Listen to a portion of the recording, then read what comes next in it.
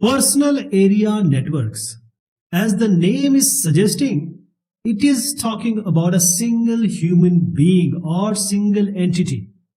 So the network a user or an individual is going to make, or a network corresponding or relating to a single entity. So we will call it as PAN. So PAN or personal area network lets the devices communicate, transmit, send, receive data over the range of a person. For example, here I am showing you an example, the network.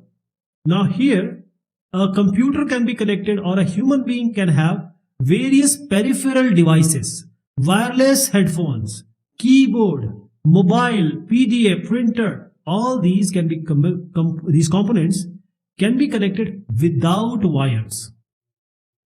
Bluetooth is without wires. Okay, personal area can be with wires, it can be without wires. But when we are talking about technologies, we have Bluetooth.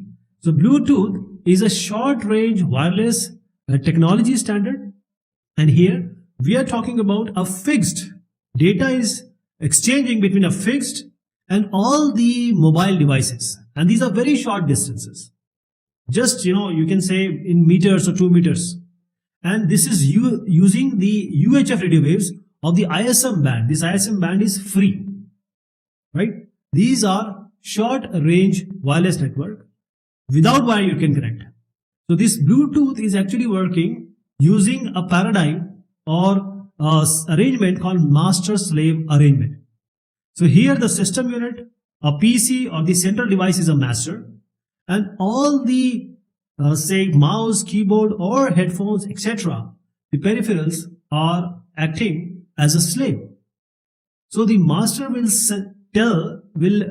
direct these slaves what addresses you have to use, when to transmit, how long to transmit, and what are the frequencies to use.